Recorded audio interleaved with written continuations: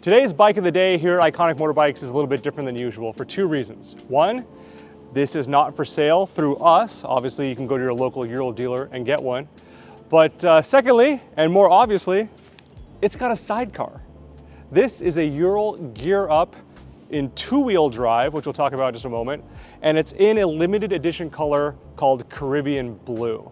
Ural is only making 20 examples of this color in the US and Canadian markets, and the way they do it, I mean, I'm hoping that you can see here in the sun, this color really pops. It gets attention wherever you're going. It's absolutely gorgeous.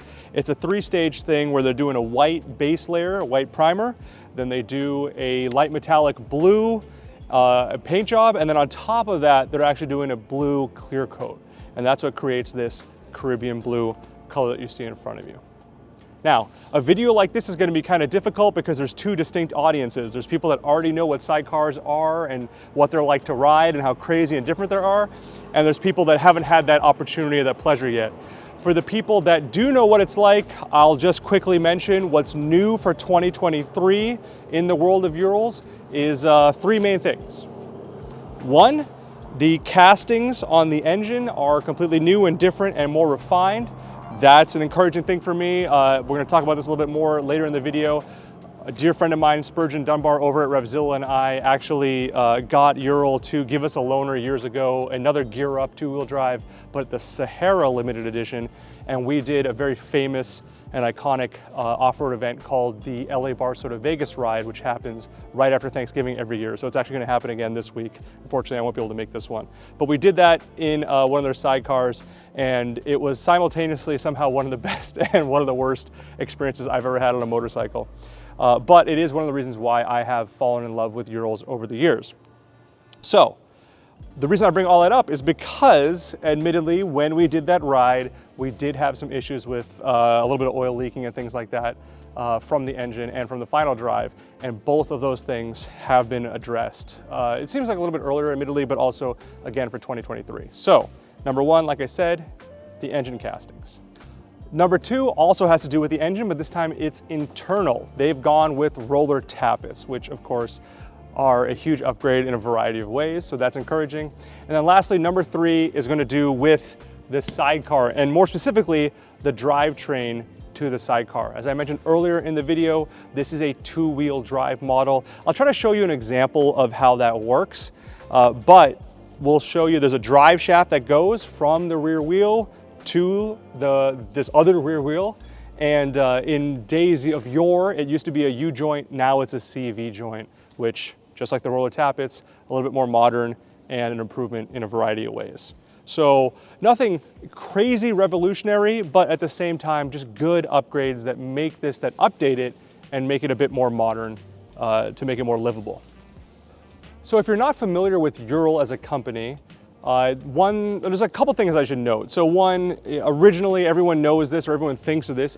I myself thought of it this way as a Russian company, but while the owners of the company are Russian, they've actually been in America for quite some time. The the global headquarters for Ural has been in the Seattle area for about 2 decades. They have recently actually moved production to Kazakhstan, and it's just a really interesting story for them in terms of navigating global geopolitics and all that stuff to figure out how to best serve their customers. But again, their global headquarters are in Seattle, so when you call, if you own one, if you need parts and that kind of thing, you're reaching out to Seattle, Washington to get what you need, and that's how they all get imported through that port as well. So those things are pretty relevant if you're already familiar with sidecars, but if you've never had the chance to ride one of these, honestly, it's gonna be really hard for me to describe what it's like. It is unlike anything else that you're gonna ride out there in terms of like your Can-Am three-wheelers, Polaris slingshots, or anything like that. It's just a very, very different experience. In some ways good, and in some ways not as good, and that's fine. It's just a different way to enjoy motorcycling as a sport and as a passion. So one of the things that whenever I have a friend try one of these for the first time, I really stress that you're almost never going straight. You're always veering in one direction or another, and you're just managing that. When you get on the throttle, when you accelerate, the bike is gonna, or the whole contraption is gonna pull to the right. When you get off, the throttle or brake or that kind of thing, it wants to pull to the left. Now, with that said, if you're getting on the front brake, it pulls to the left. If you only get on the rear brake, it pulls to the right. I mean, it's not gonna come to you immediately, but with practice, you can get comfortable with one of these things and really take advantage of, there really are certain features that this thing can do better than your average two-wheeler. One of them, for example, is just hucking this to the left. Because there's that extra wheel on the side, you can go around corners very aggressively to your left side, and that is gonna keep you planted, especially if you have a passenger or some ballast, some weight here in the sidecar. This is not a sport bike though. I'm not talking about this in a way of like, let's go fast, let's set lap records. It's never gonna do that. You know, it's the whole thing, it's very a retro vibe. It's kind of agricultural. Even if you do huck it around to the left, you can see it's kind of got chunky off-road tires. It's gonna be a forearm workout for you. So I'm not trying to say it's easy to go fast on these things, but that's really not, if you're trying to go fast on it, that this isn't the vehicle for you. When Spurgeon and I did Barstow to Vegas on these and we went off-road and got all crazy with them, it was challenging, but it wasn't until we got back home, Spurgeon flew back home to Philadelphia, I had the loaner for a couple more weeks and I just kind of putted around town at more sane speeds, and that's actually personally when I really fell in love with the bike. My girlfriend Vivi, she has over 100,000 miles of experience on the back of motorcycles, and for her, she like being in the sidecar of one of these is one of her favorite memories. We just took it out this week, again, because she just loves being in the sidecar. It's just a different way to experience it. It's way more comfortable than being on the back of a bike. And so if you're in an area where you're not going that fast, you don't have to worry about that kind of thing and just putting around, especially if you can't split lanes, the Ural is really appealing in those sorts of situations. Anyway, I just want to quickly go back to what it's like to ride. So, like I said, it's never really wanting to go straight. It's a big physics lesson. Inherently. So like I said, if you're on the throttle, it's pulling to the right.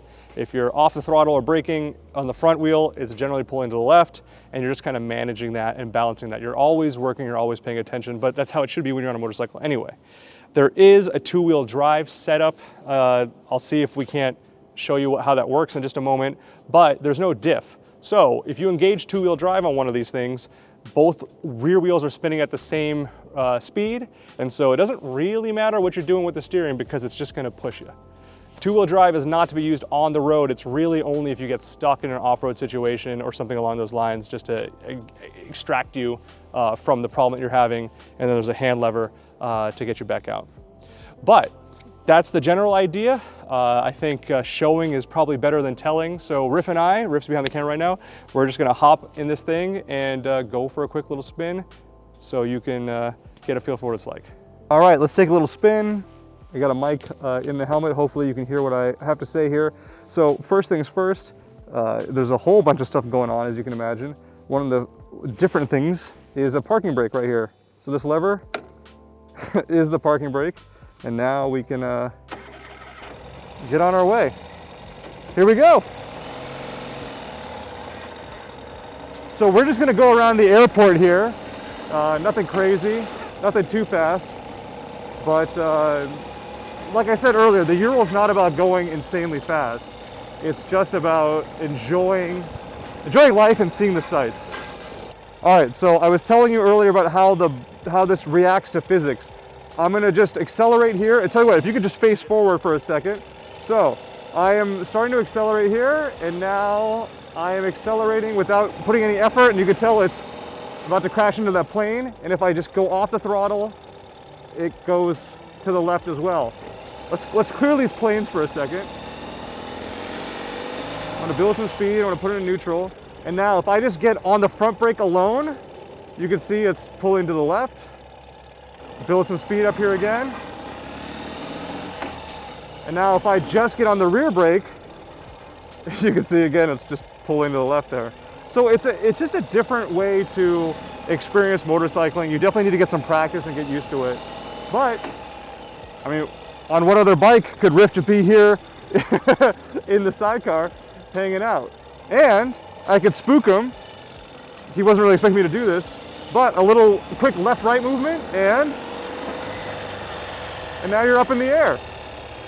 So there you go. So this is what they call flying the chair. It's something you get used to with some sidecar experience, but it's one of my favorite things to do on one of these hacks, and Urals are very, very good at it. They're just really well balanced for this kind of thing. It's almost like a sideways wheelie, but you can just kind of do this, and I guess I'm gonna shift into second gear and build a little more speed and keep doing it, but you're just on the edge of the tire, and there you go, flying the chair. I'm impressed that you were able to film while doing this. All right, we're coming down. Nice job. So there you go. That's, I guess, Sidecar 101. I think Iconic, we're gonna do a quick video as well, just teaching someone, maybe Kento, how to fly the chair. But for us, Urals are just a different experience. I know Adam was looking to get one of these or rather I should say Adam was looking to try one of these to see if it makes sense for us at Iconic East. And we're gonna, we'll figure that out together. But it is just a very interesting, different way to enjoy motorcycling, and we do appreciate that. So I hope that gives you just a quick primer on this as our bike of the day, and let's head back. Oh, you know what? I apologize.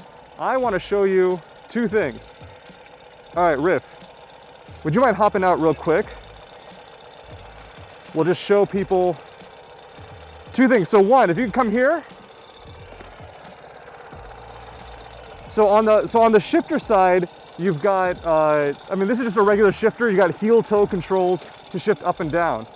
With that said, you also over here have heel toe controls, but this is for something different. So now, if I use my heel here, I can go in reverse. And probably kill myself. So let's not do that. The second thing is the lever for two-wheel drive. So this, if you pull this forward and you can engage it, and that provides drive to, of course, obviously the rear wheel here on the bike, but also the rear wheel on the sidecar. Like I said earlier, it's it's not something you do on the street. It's only when you're really stuck. So I'm not gonna engage it here, but it is kind of fun because there's no diff, both wheels are spinning at the same speed. It doesn't really matter what you're doing with the bars. It's just gonna push you forward no matter what. So you'll have traction, but you won't have steering. All right, let's get back to the hangar.